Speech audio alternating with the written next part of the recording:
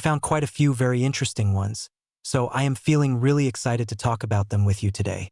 While I am reading these stories, I am also going to spend some time working on my village project in Minecraft, and I am also thinking about building a moss farm.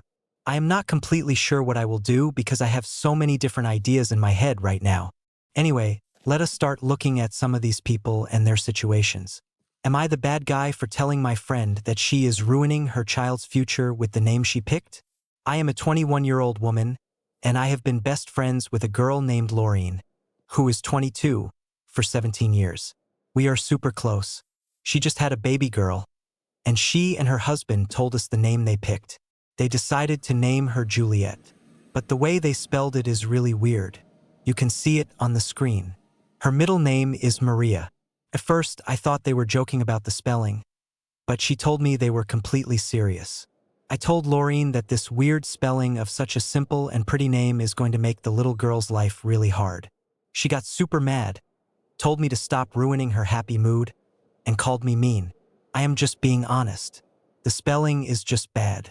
There is no other way to say it. Why ruin such a beautiful name by adding extra letters for no reason?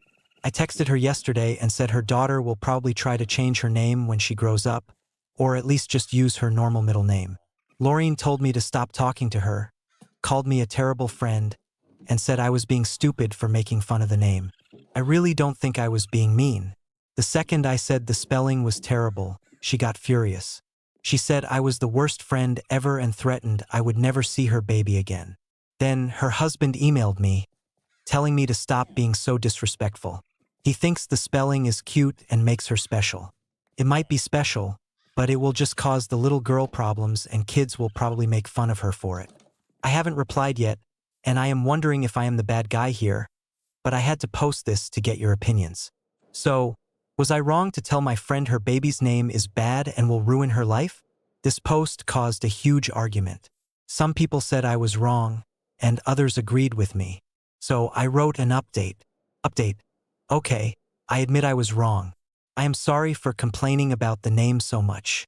I texted Laureen to apologize, but I also told her to try and see it from my point of view, and I sent her screenshots of what other people were saying. Just so you know, I am supposed to be the godmother, which is why I was so worried. My bad. Then there is another update. Second update. People asked if anything else happened, and yes, it did. I texted Lauren a lot, and she is starting to see that she was a bit wrong. I apologized again, and we made up. We talked about the name, and she said she won't change it because she loves it, but she understands why it looks weird to other people, especially me. Her husband, on the other hand, is still mad at me. He thinks I crossed a line and my apologies are fake. People asked if I am still the godmother, and yes, I am. They thought about changing it, but since we are friends again, I kept the role. As for the husband, he blocked me everywhere and wants Laureen to block me too, because he thinks I am manipulative and just want to be close to them again.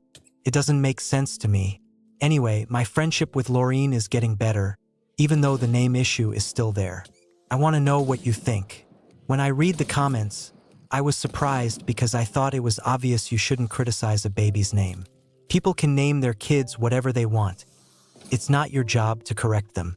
But a lot of people in the comments said the poster was not wrong. I don't know.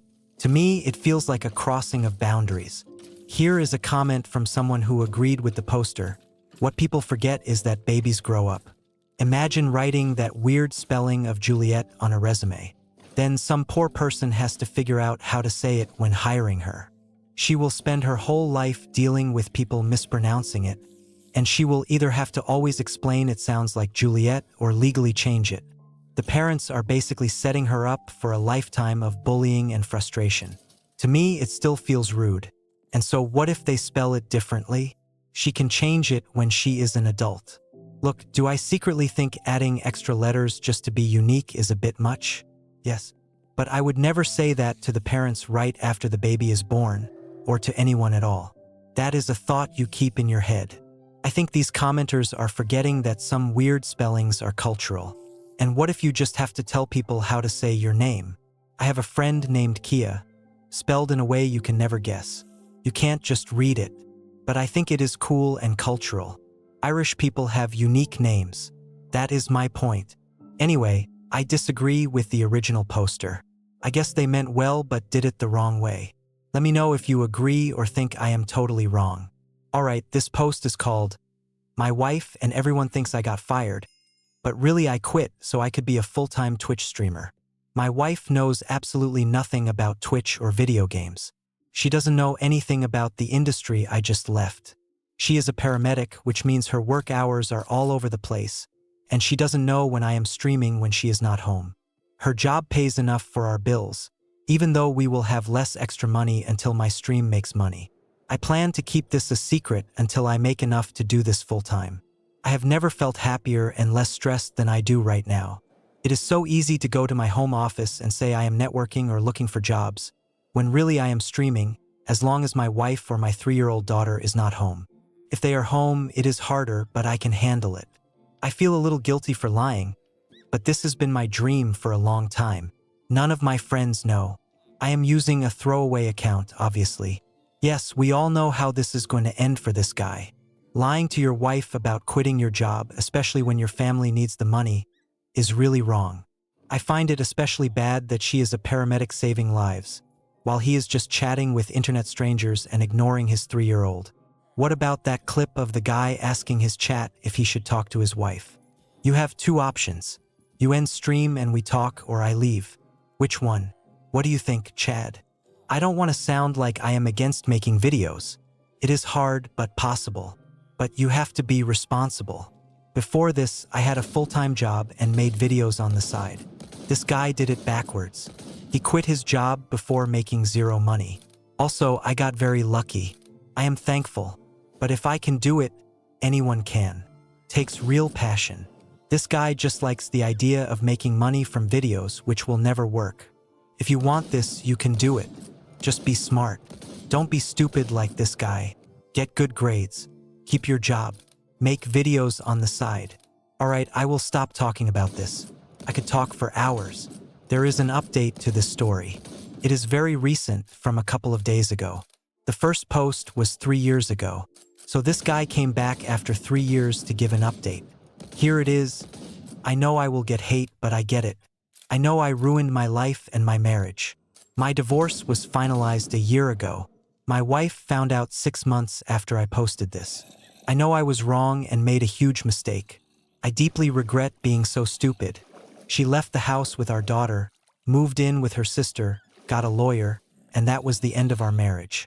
Don't be stupid like me.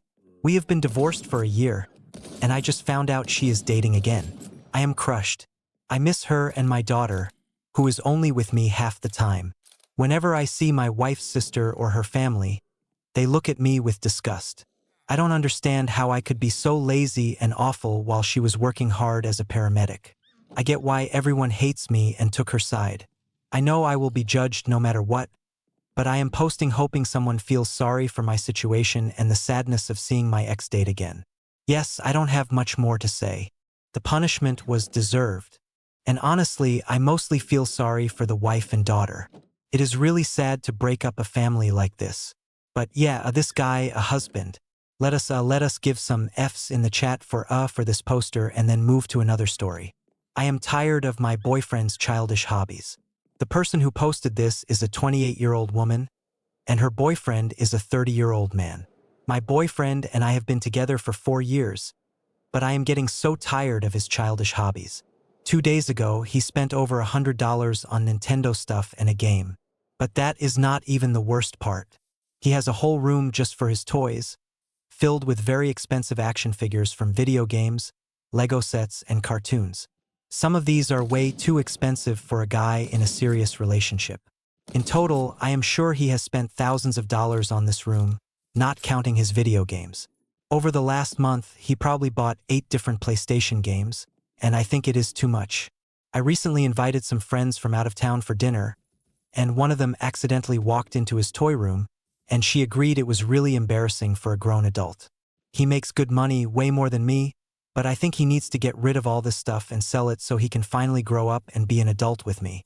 It would be so embarrassing for my parents to see this, especially since we are getting engaged soon. How should I bring this up? I think she should approach this by actually respecting her boyfriend. This really annoys me. Can a guy not have hobbies? This seems like a post just to make people mad. But anyway, I will answer it. You need to take an interest in your partner's hobbies. Or, if you can't join in, you at least have to respect them and know they have their own hobbies, and you don't have to understand or like them. Listen, if I want to collect every single Quagsire Pokemon card made since 1996, I will do it. I am not saying I already did. It is my favorite Pokemon. I think I probably will. The awesome part of being an adult and having a full-time job is getting extra money to spend on all the silly things you wanted as a kid. This is exactly what being an adult is. Anyway, that post was probably just meant to make readers angry. And you know what? It worked. No, I messed it up. Oh my god. This was supposed to go on the nether roof. No, it's going to take so long to fix. Oh my god. I actually don't even remember how I got my portal up on the nether roof in the first place. I'm gonna have to go watch another tutorial. You know what? Whatever. I'm not even going to worry about this right now. This is a problem. This is a problem for future me. Am I wrong for telling a young woman to stop wasting food? Usually, I sit with the same people in my college dining hall. There is a girl I have talked to a few times, though we aren't really friends. She is usually quiet, but when she talks, she seems normal. I have sat across from her a few times and noticed her eating habits, because they always seemed weird to me. She eats maybe half of her food.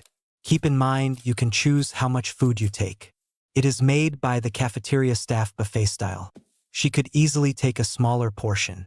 Anyway, she eats half her food, and when she is done, she usually plays with it with her fork, basically only eating half, sometimes less. I didn't say anything for a while, but a few weeks ago, I felt I had to ask why she only eats half her food. She looked a bit embarrassed but said she thought she would be hungrier, and then laughed it off. I then asked why she keeps making this mistake so often, saying she should have learned by now. She didn't give a real answer and left pretty fast. She doesn't come to the cafeteria as much anymore, but when she does, she eats the same way, and I couldn't hold it in anymore. So, I brought it up again and also asked if her parents never taught her not to play with her food. This was a real question. Some people are raised without good manners, but for most, it is very important. She got really mad at me, told me to stop commenting on her eating, and said it was none of my business. I argued it was my business since she sits at our table and wastes food. Oh my god. She told me to go to hell and left, throwing away the rest of her food. After she left, a friend told me to leave her alone, saying she seemed to be having a hard time and maybe had a food issue. Yes, clearly she has a food issue. She keeps wasting it. Oh my god. This poster is truly unpleasant. She hasn't come back. I guess she gets her own food now, which might teach her a lesson about not wasting food, which is good. The same friend who told me to leave her alone keeps telling me to apologize, but I think she should apologize to me. She was unnecessarily rude when I asked a basic question and told me to go to hell. That is way worse than anything I said. Please remember I care a lot about not wasting food and protecting the environment. Am I wrong for telling a young woman to stop wasting food? This poster got a ton of hate in the comments. Here are a couple of the top comments. You are in the wrong. Do not comment on people's eating. You don't know if it's an eating disorder or something else. She doesn't owe you an explanation. Or, here is another. I immediately thought of an eating disorder when reading this. She takes a normal amount of food because people also judge small portions. Most people don't watch if their table mates finish their plates, so it might seem less obvious. And honestly, whether it's not knowing her appetite or something else, you are wrong for interfering. Original poster, one comment out of concern is enough. She is an adult and doesn't have to listen to you. Bothering her until she stopped coming was too much. Then, after getting blasted in the comments, the poster edited the post. Here is the edit. Edit. Alright, I am in the wrong. Sorry for not being an eating disorder student. I did some research and realized I was too harsh. I will apologize next time I see her and try to be less condescending. However, you should all listen to your own advice. If people don't know something, you should tell them nicely. And I realize I should have tried to gently teach her about food waste instead of commenting on her eating. That is quite amazing. Based on that edit, I don't think this poster really learned anything. I doubt they apologize to the girl or feel bad. Even after being told they were wrong, they kept blaming the commenters. To state the obvious, this poster should have just left the girl alone. You shouldn't comment on other people's eating, especially at a table with friends. It is deeply embarrassing. Ironically, it is also very rude, which is exactly what this poster thought. They were punishing the other person for being rude. There is no need to say such things. You are not supposed to correct others. This poster should have minded their own business. They are totally in the wrong. I suspect my boyfriend is lying about being in medical school. I am a 26-year-old woman and have been dating Sam, a 31-year-old man, for about 4 months. We met online and he said he was studying to be a doctor. The first 2 months were fine, but over the last 2 months, I have started to suspect he is lying about many things in his life. The biggest one is his supposed medical school. He used to live abroad and briefly went to med school there. I am pretty sure this is true, as I have seen photos. This was about 5 years ago. The school he claims to go to now is very good. Also, I have a friend who got a medical degree from the same school. My friend said how incredibly hard it is and how he had zero time for anything but studying. My friend also said no one in his program had a job outside of school. Sam, my boyfriend, works a 40-hour week in an office, and I have never seen him study. He always seems to have a totally open schedule, letting us spend a lot of time together, which I found weird. When I asked why he doesn't study, he said he didn't need to. He said he was always a good test taker and didn't need to study much in college. But I think med school is totally different. I have spent a lot of time at Sam's place, and I haven't seen a single paper showing he is in school. No textbooks, no homework, nothing. He has also let me use both his computers, and I found nothing in his browser history about school. I might be wrong, but in my experience, when I was a student, my home was always covered in papers, and my computer always had school stuff. A few weeks ago, at dinner, I don't remember why, but he said the human ear has about 30 bones. From high school biology, I remember the ear only has 3 bones. I told him he was wrong. He said, "I'm a medical student. How could you tell me I'm wrong?" So, I Googled it right in front of him, proving I was right, and he got really upset. I then asked how many bones are in the human body, and he was wrong again. It seems like basic knowledge a med student should have, right? Even I know that. This past week, I have felt uneasy, so I decided to keep digging. I asked if I could go to one of his lectures, and he said his school doesn't allow visitors. Fair enough. I then suggested we meet on campus for lunch, but he said I couldn't enter because you need a student ID for campus due to COVID. All right, fine. I asked to see a student ID and he said he lost it. After that, I asked him to send a selfie in his hospital clothes, and he said he dislikes how he looks in a white coat. This is even though he regularly sends me other selfies. At this point, I strongly suspect he is lying, though some friends say I am being too suspicious. If he is faking it, what is the best way to confirm it? I like to give people the benefit of the doubt. I don't like assuming people are liars. But anyone I knew in med school definitely couldn't work a full-time 40-hour job and do med studies. If this guy works 40 hours a week in an office and goes to med school, he would have zero free time. Plus, needing an ID for campus, then losing it, and not wanting a selfie in a lab coat. I totally understand the poster's perspective and would feel very suspicious too. To me, it seems likely this guy was a med student at some point, but maybe not anymore. He might have told a lie and is now too deep in it to get out. But a few days after the first post, there was an update. I will read it quickly. The update says, "The response was so huge, and I'm relieved my suspicions were right because I was starting to think I was crazy. I broke up with him over FaceTime, hiding the real reason, just giving a vague excuse about not being ready for commitment. There are other things besides what I mentioned that I am sure he lied about too. I didn't confront him about his lies because, honestly, I am a bit scared of someone who would lie about such things. He didn't take the breakup well and flooded me with texts to make me feel guilty, bordering on harassment to make me meet.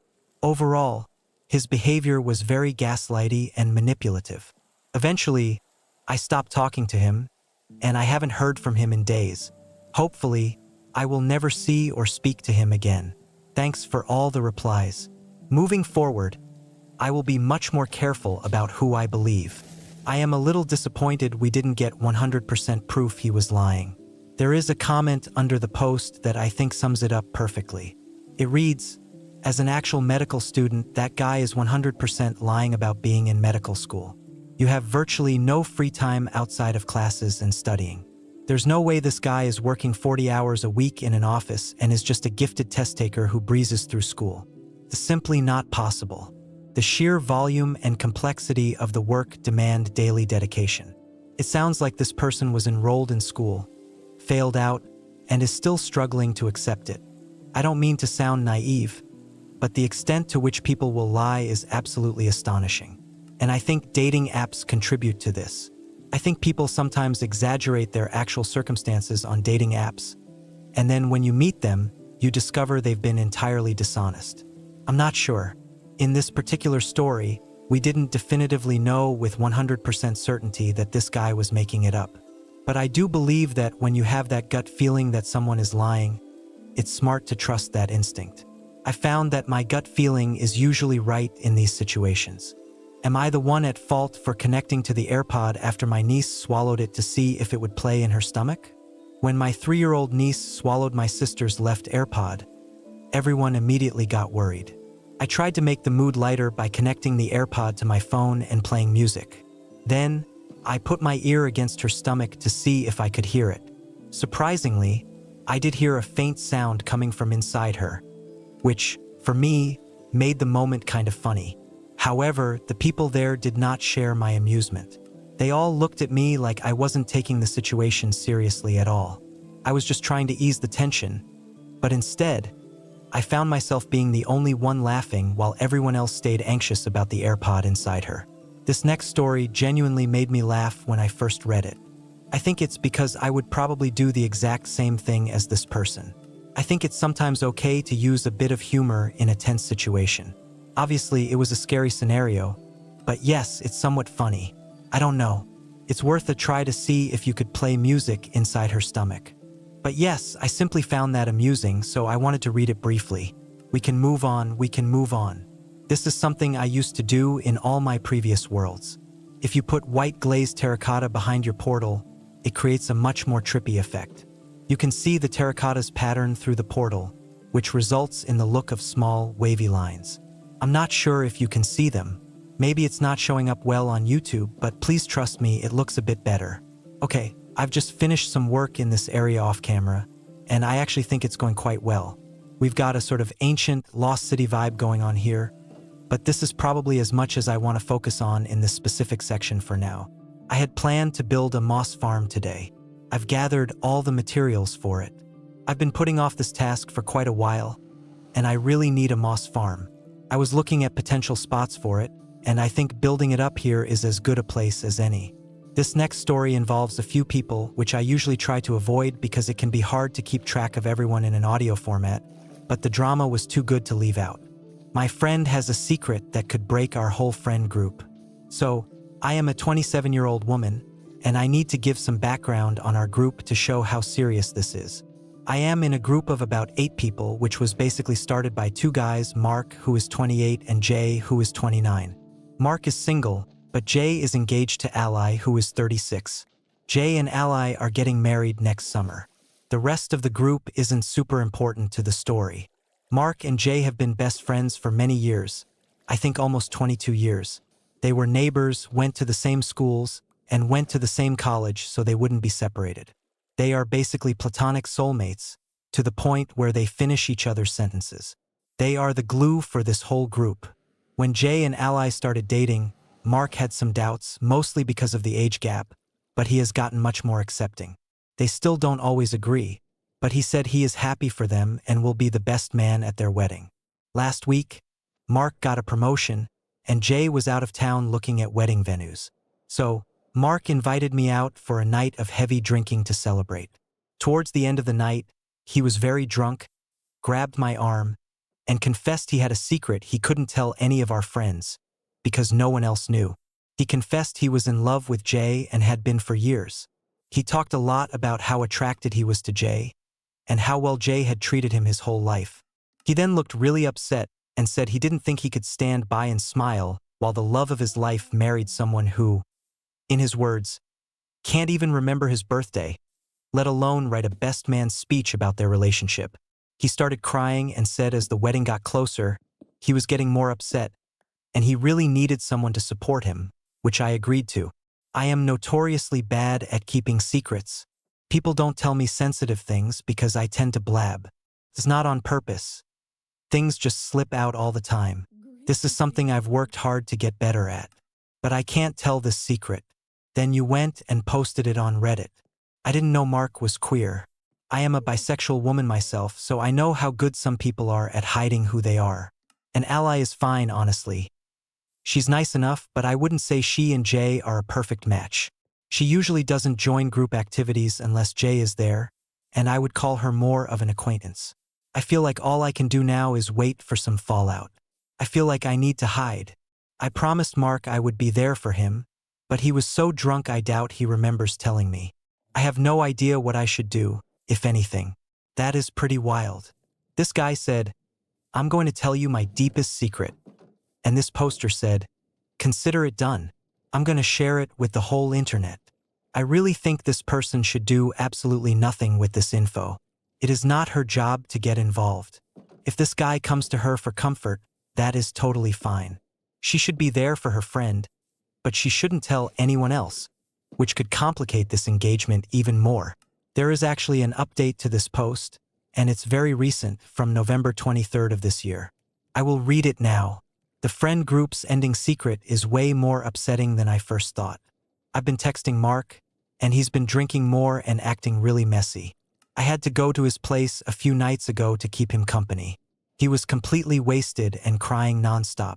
He got a therapist and scheduled an appointment, but it's still a while away.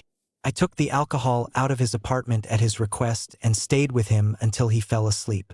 But while he was drunk, he dropped another bombshell on me. Apparently, a little over a year ago, Jay and Mark had a brief sexual encounter. Again, this was while they were both drunk. Usually, they don't have issues with alcohol. A week later, Jay met Ally, and a month after that, they became a couple. Mark told me he was already deeply in love with Jay at that point, but this incident really affected him. They stayed friends and never talked about it again. But it has been torturing Mark. I feel so bad for the poor guy. I did notice about a year ago that the group dynamic got really weird for a few months, but I just blamed it on Ally joining our circle.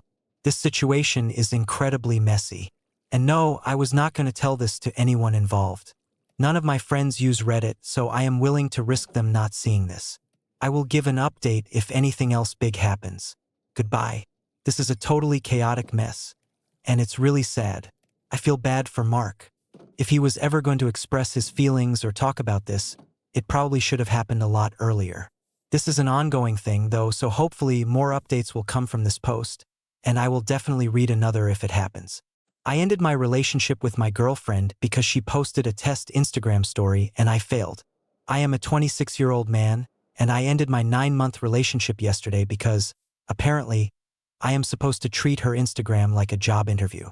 She posted a black screen on her story with the caption, "Some people truly disappoint you. LOL." There was no context, just that.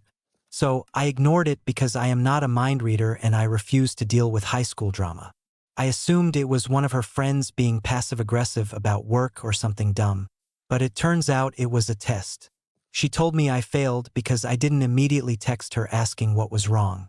She said this showed I didn't care enough. I argued that I don't check Instagram every 5 minutes, and if she has a problem with me, she should act like an adult and talk to me directly instead of seeking validation through vague social media posts. She called me cold and emotionally unavailable. I said she was being manipulative and immature. She cried. I packed my stuff. She keeps texting me, saying I am heartless for ending things over one small thing. But it's not one thing. It's a bunch of small red flags I've ignored for too long. The tests, the social media games. I don't want to date a complex puzzle I have to constantly decode to avoid a tantrum. I want peace, not secret messages in invisible ink I have to decode while she sits with her arms crossed, waiting for me to prove my love by paying attention. I found this story to be a bit like a subscriber's story from the last video, but from the guy's perspective. This one is different, though, because I do agree with this guy. I think testing your partner this way is totally manipulative and useless. It would be way better to be communicative and open. It seems incredibly stressful to be with someone who is always setting traps for you. That being said, if my girlfriend posted a black screen saying, "People disappoint me," I might check in. I might send a quick text like, "Hey, saw that story. Are you okay?" But overall, I agree with the poster. You obviously shouldn't be with someone who is always trying to test your affection and see how much you love them. I don't know, man. It seems like some people will do anything to avoid an honest conversation. And I say this as someone who also needs to get better at having frank discussions. I hate confrontation and could definitely do a better job communicating. But to just post on social media to see if your boyfriend can read your subtle hints? I don't know. Just talk to him. It doesn't need to be so complicated. I don't know. Maybe I'm being unreasonable. Whatever. I'm starting to get a bit worked up here. Let's move on. I poured skunk tincture all over my neighbor's windows to make them quieter. Skunk tincture is just skunk smell. Here's the story. They were constantly loud. I tried talking to them, explaining my boyfriend and I work at a coffee shop and bakery with very early hours. I even tried bribing them with homemade treats. Our neighbors always left their windows open and played music super loud at all hours. Even their conversations were loud. With their windows open, even with mine closed, I could tell when their mom was visiting, when their boyfriends weren't texting back, or when they got their nails done. I did everything possible to drown out the noise. I played my own music, used fans for white noise, and had the TV on, among other things. It was like they knew when I was trying to block the noise and got even louder. Eventually, we contacted our landlords and filed noise complaints, trying every avenue. They just got sneakier about being loud. Eventually, it turned into spite, playing music right at the window, shouting and banging on walls. Our houses weren't connected, but there was about 10 feet between them with a sidewalk in between. I was super stressed and sleep-deprived. I couldn't even find peace in my own home. I was being sent home from work from exhaustion. The situation got way worse, and I didn't know what to do. Nothing we tried worked. When I described my problem, people offered funny revenge ideas. None resonated with me as strongly as the skunk tincture idea. I had a gut feeling it would work. So, I ordered some on Amazon. One morning, as I was leaving for work, I carefully poured it along the side of their house where they always kept their windows open. The smell was intensely bad, and I was worried I might get some on myself and smell at work. Luckily, that didn't happen. Fast forward a couple of hours, and I got a notification on our security camera showing motion. The camera was between the two houses on the sidewalk, right where I put the skunk smell. One of the women was pacing back and forth on the sidewalk, spraying rocks under the windows with Lysol. I watched this for a while and then more of them came out. One person opened the window and even took out the screen, proceeding to wipe everything down. Eventually, a maintenance worker arrived. At that point, I started feeling a bit anxious. I felt a little guilty, like maybe I went too far. I don't think they ever found the source or suspected me. For the next 2 months, those windows stayed closed, and I heard almost nothing from them. It was remarkably peaceful. I couldn't believe it actually worked. This story is making me realize that this doesn't seem that bad to me. You absolutely shouldn't do this. No one should retaliate like this against their neighbors. But, considering all the destructive things this poster could have done, in the grand scheme of things, I don't think this is too bad. I don't think it's that terrible. The smell will be bad for a while, but it will fade. Actually, when I was in college, someone set off a stink bomb in one of the stairwells of my dorm. You couldn't use that stairwell for days. The smell was absolutely unbearable. Those stink bombs are no joke. I don't know. If your neighbor politely asks you to turn it down, it's not that hard to just turn down the music or be more considerate and close your windows. And you might as well do it because you might end up getting the skunk treatment, apparently. By the way, I am building this moss farm completely from memory. I got the design from an Itho video, which I will link in the description, and I spent some time in creative mode yesterday, making this farm half as efficient and twice as ugly. Just my own personal touch. I suppose if it turns out to be a complete failure, you'll understand why. It won't be the most optimal, but it will serve its purpose. Am I wrong for refusing to learn my boyfriend's parents' language? I am a 27-year-old woman and have been dating my boyfriend, who is 29, for a little over a year. We met through mutual friends and immediately connected. Up to this point, our relationship has been wonderful except for this one situation. My boyfriend was born in Poland, and both his parents are Polish, but he went to international schools growing up and has lived in the US for the past 8 years. This means he speaks English like a native and only speaks Polish with his parents or other family. I have never met his parents because they live in Poland, and I have a very demanding job. So we've never really had the chance to visit them. But this year I got a promotion, which gives me more vacation time. So we are traveling to Poland around Christmas to spend 2 to 3 weeks there. Since we decided on this trip, I've been incredibly excited to meet his family and explore the country where he grew up. This is where we started having problems. My partner asked me to start studying Polish before our trip to Poland, so I could talk to him and his relatives. I totally understand his reasoning and have no problem with the idea itself. But because of several things, this would be hard for me. So I said no. He looked a bit confused and asked why. I then explained. First, we are leaving for Poland on December 19th, which is just 2 weeks away. So, it's impossible for me to learn a language in such a short time, especially since Polish is quite hard. Also, I have a huge workload to finish before we leave for the holiday, leaving me with very little free time. Furthermore, my boss has asked me to learn Italian for work. So, I am already learning a language, and I think starting another one now would just confuse me. So, I told him I could learn a few basic words and phrases, but there was no way I could talk to his family in Polish in 2 weeks. For context, both his parents speak good English, as do some of his other relatives. I also suggested he could act as a translator if needed, but he wasn't willing. He got upset with me and accused me of being disrespectful to his family and not making an effort to understand his culture. He then went on a rant about how Americans seldom try to learn other languages. I am fluent in 3 languages and am currently learning a 4th. He even suggested I should just stay home and not go with him for the holidays. I am not sure what to do. I can see his side and no effort is needed, but his request is just not possible. I am not sure if I am in the wrong. As an American who only speaks English, I feel personally targeted by this post. I won't say the stereotype is totally true. I am not sure what your expectations are. Alright, I earned B's in Spanish and English is already pretty hard for me. Sorry. I will stick to the language that suits me. But to address the core of this post, no, the original poster is clearly not in the wrong. Expecting someone to learn Polish in 2 weeks is an unreasonable demand. As she said, learning a few simple words and phrases would have been a nice gesture. But you can't expect your partner to become fluent, especially in that time frame. I think a better request would have been, I would appreciate it if you made an effort to learn my native language over the next few years. I'd even be happy to help. I think that would be doable. Regardless, she should just speak English with his parents, as they already do. She could then think about making an effort to learn Polish in the future. I just stepped away from the game and left my farm running for 15 minutes.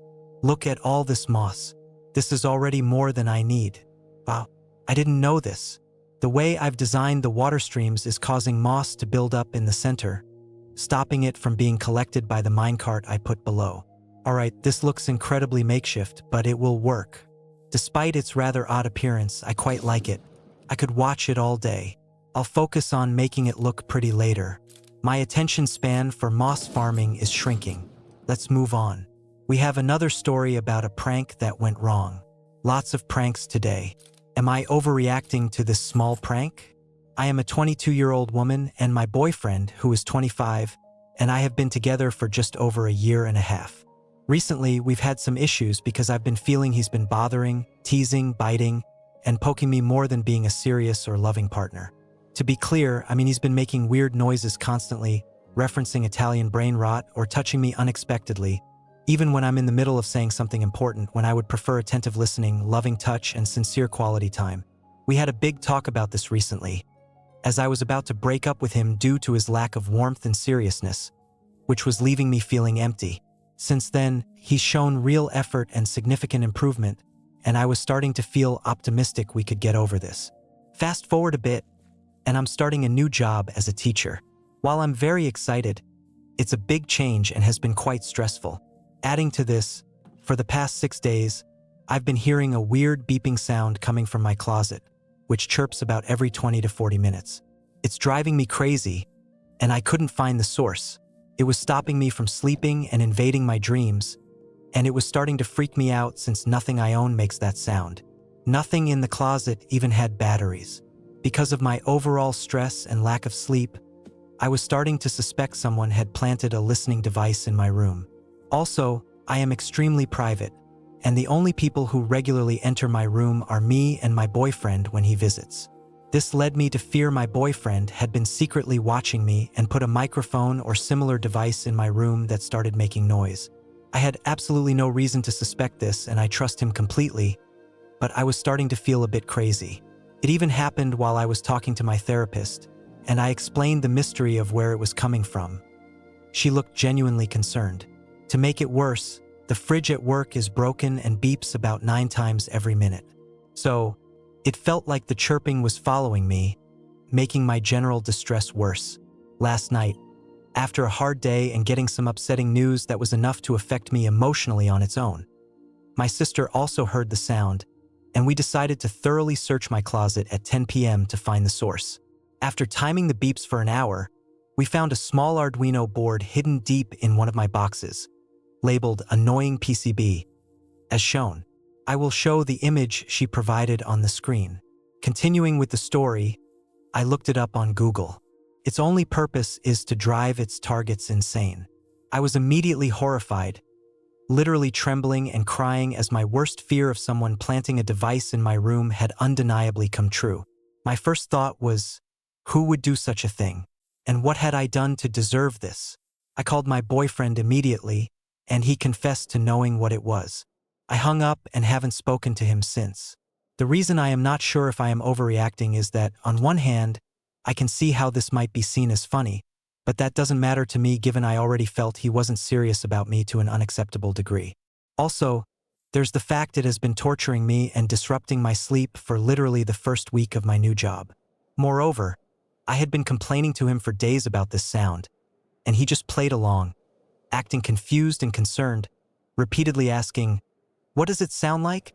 He even dismissed my real anxiety and paranoia, suggesting, "Maybe there's a small cricket in your room. I feel this is like glitter bombing, something you might do to an enemy, not to the supposed love of your life. It feels like psychological warfare, and considering the length and placement in my room, this is a huge breach of trust." I haven't spoken to him at all, and he's been texting me saying, "It's just a prank, and I miss you. Please don't ignore me."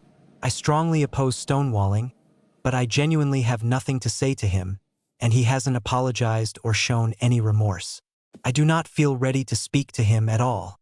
Maybe it was a well-intentioned prank with bad timing, but I can't help but feel it's setting us back again, and I am genuinely disturbed. Honestly, I don't see a future for us at this point, and I'm not entirely sure what to do. I am all for a bit of playful mischief with a partner. I am constantly playfully annoying. I enjoy being a little mischievous, but there is clearly a line you shouldn't cross. And putting something that beeps constantly in your partner's room is absolutely going too far. Especially leaving it there for days until she had to find it is beyond comprehension. And then pretending you know nothing about it. Like denying it exists. After she finds it, don't deny it. I don't know, maybe if you wanted to be a little playful with it for 10 minutes, maybe. Sure. Haha, that's funny. Fine. But just leaving it in your girlfriend's room. This man was genuinely trying to torment the poster. It just feels rather unkind. Small, lighthearted pranks are fine, and you must certainly be mindful of your partner's tolerance for them. But as I mentioned, there is definitely a line between being playful and being cruel. Also, a side note, but I totally understand the phobia of someone putting devices in your room. Whenever I stay at Airbnbs and hotels, I'm always worried about recording devices. I'm just being paranoid, but I don't even think it's an entirely irrational fear. But yes, I do not believe this poster is overreacting at all. I think this is totally crossing the line. Am I wrong for crocheting during meetings? I mostly work in an office and we have lots of meetings, video calls, and online training, mostly on video. Because of my ADHD, I've always needed something to keep my hands busy. Otherwise, I find it hard to concentrate on anything but reading. I've also been crocheting and knitting since I was a kid, which I do a lot at home while watching movies and TV. It helps me focus. During college, I used to crochet and knit in lectures because it helped me, and no one seemed to mind. The lecturers actually encouraged it, saying as long as it helped my focus, I could do what I wanted. So, I decided to bring my knitting to work to see if it would improve my focus during meetings and reduce distractions. These meetings can be long, sometimes up to 4 hours, and I usually mentally check out within the first half hour. I had previously talked to my supervisor about my trouble concentrating, and my manager was the one who suggested finding an activity for my hands and approved it. The knitting helped. I was able to concentrate much better and participate more in meetings because I wasn't zoning out. But a coworker recently came up to me and asked me to stop. He said it was rude and disrespectful to everyone in the meeting and to our clients, whom the meetings often concerned. I tried to explain it actually helps me stay on track and remember info about the clients, but he stood his ground. It's not like I'm not participating at all. I don't need to look down at my knitting because I've been doing it for so long, and I bring simple, mindless projects. I also put it down if I need to write or type, or if I am speaking. Regardless, my coworker said he would report it to higher management if I continued. Even though I already got my manager's approval, this has made me a bit worried. So I need your opinions. Also, my workplace is pretty relaxed and generally casual, and we dress casually too, so it's not overly formal. Should I stop this? Is what I'm doing disrespectful? It's sad how most workplaces are quite strict about these things. They ought to trust their employees to learn and focus in their own way. I totally get it. I concentrate better when I'm doing two things at once, which sounds rather weird, but so be it.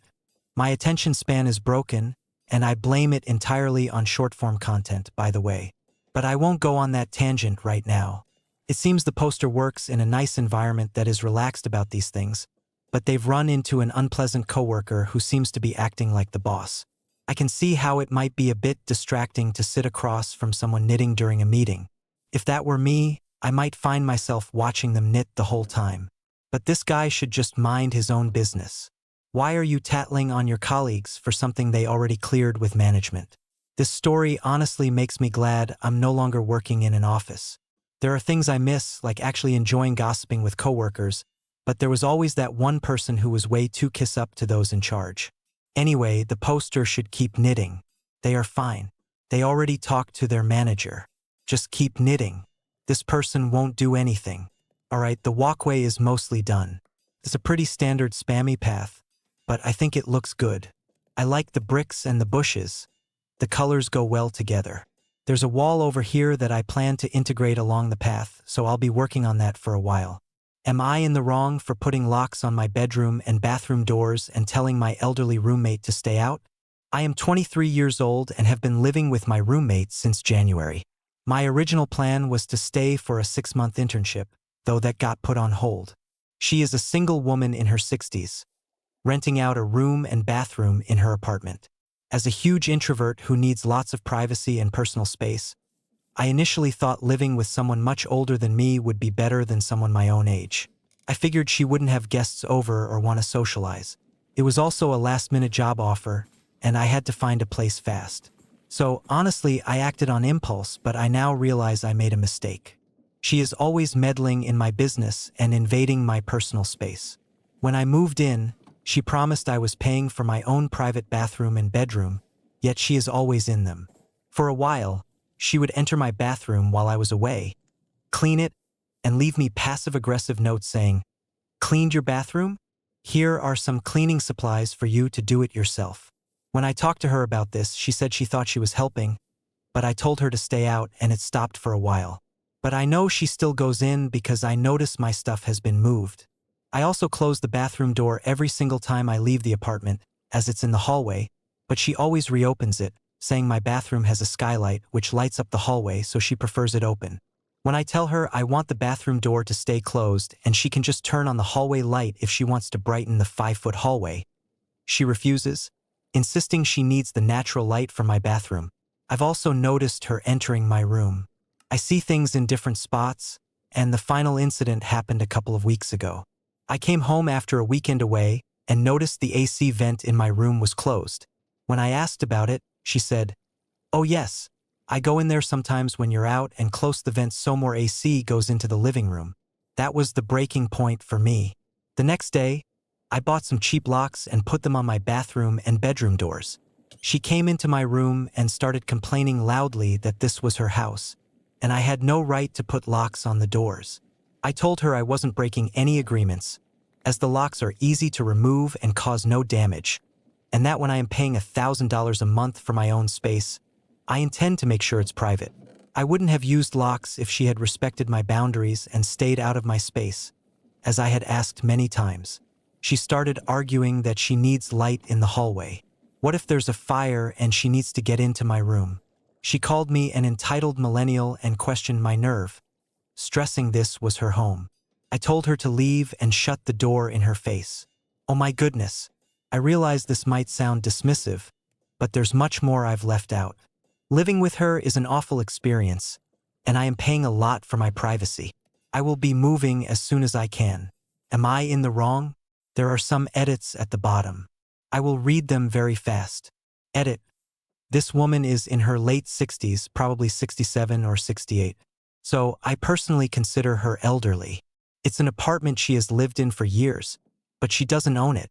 I have tried to talk about these issues calmly many times, but she didn't listen, which is why I had to put in locks. I live in Los Angeles. The commenters on this post all agree this guy, the poster, is in the right, and I tend to agree with them. I almost wish he had been a bit gentler with this older woman about it, but it is his space and he is paying a lot for it. And if he says he doesn't want her in his room, she absolutely must respect that. Especially since the deal when he moved in was that he would have privacy. Honestly, though, this guy just needs to find an apartment in a building. I don't think he is suited for living in an apartment with a woman 40 years older. He just doesn't seem to have the patience for it. All these issues sound like things I might ignore, but I totally get it. $1,000 a month isn't cheap for a room in an apartment. If I were paying that much, I would definitely expect privacy. Yes. Now that I'm thinking about it, I might also move if I came home to find a big chunk of my stuff moved around in my room. I sit in my car for an hour after work and tell everyone it's traffic. It's the best part of my day. I park a couple of blocks from home, turn off the engine, and just exist. No radio, sometimes a podcast, sometimes I stare at a leaf on the windshield. I text traffic in the family group chat and sit there like a raccoon pretending to be a functional adult. It started during a hard week. I told myself I needed 5 minutes to decompress so I wouldn't bring the office home. 5 minutes became 15, and then an hour. Now, that quiet metal box is the only place where no one needs anything from me. Here's the part I'm not proud of. I've missed dinners. I've let calls go unanswered. I've walked in with a tired smile and made up stories about a stalled truck on the highway. I am not having an affair, nor am I looking for a new job. I am just exhausted and addicted to being unreachable. I think I'm afraid that if I say I need an hour to myself, people will see it as a lack of love. So I choose the cowardly way. Silence and excuses. Seems harmless, but it's not. It ruins trust. And I can see it in the brief pause before they reply with okay. I am confessing because I don't want the most fulfilling part of my day to be spent in hiding. I will tell them the truth and ask for a real boundary. 1 hour after work, phone on Do Not Disturb, and then I will fully engage. If they refuse, at least I will have finally spoken my truth. This particular story was rather sad. I apologize. I think I picked it because I can somewhat relate to it. While I'm not neglecting my family like this guy is, I do sometimes sit in my car when I want to be alone, and sometimes it's easier to just listen to a podcast or music in the car and briefly escape my responsibilities. For this person, it's fine if they do it once or twice, but making a habit of it is probably bad, and he clearly knows he needs to talk to his family. But it's just sad that it's sometimes harder to be honest about needing personal space. At every office job I've ever had, lunch in the car was absolutely sacred. The chance to sit in the car for an hour without talking to anyone was incredible. It's a sublime feeling. If you know, you know. Well then, I'm genuinely glad this guy has self-awareness about his current situation. Alright, Look at this collection of achievements from my work today. Resist the urge to look in this direction. Absolutely do not look this way. This part is still unfinished. It's pretty funny, wouldn't you agree? Among his friends, only a single copper golem remains. They are all frozen, while this lone guy keeps working, carefully placing chests. Keep up the good work, my friend. Still, putting all these materials together was quite a big task. We have finally set up a basic access point to the library, though you might question if access point is really a good description. Here is the library. I'm talking about this elevated walkway, this sticking out blue wall structure we've built. I must say, I find this part to be quite striking. I'm actually rather proud of it. And from here, it smoothly goes to the area for the Nether portal. It's important to note all of this is currently a work in progress. But, considering the limited time spent on it today, I think the result is rather good. My goodness, I'd completely forgotten we spent time on the moss farm in this video. This is exactly the challenge of making YouTube videos that are a whole hour long. I built this moss farm yesterday, and it has totally slipped my mind. Let's put some more bone meal into the system.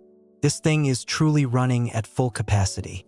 I struggle immensely with anything involving redstone.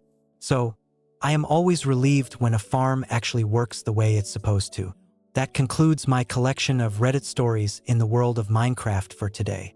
While these videos might look a bit rough, please understand I put a lot of real effort into making them. So, I extend my sincere thanks for spending your valuable time watching them. Many videos ago, I revealed that one of my most trusted friends, Mike, was not a subscriber to this channel. And to my regret, I must report he is still unsubscribed. So I urge you, do not be like Mike. Please, subscribe to the channel. It has been months, Mike. You scoundrel. I have a ton of incriminating info about you, my friend. Just subscribe to the channel and I will release the files.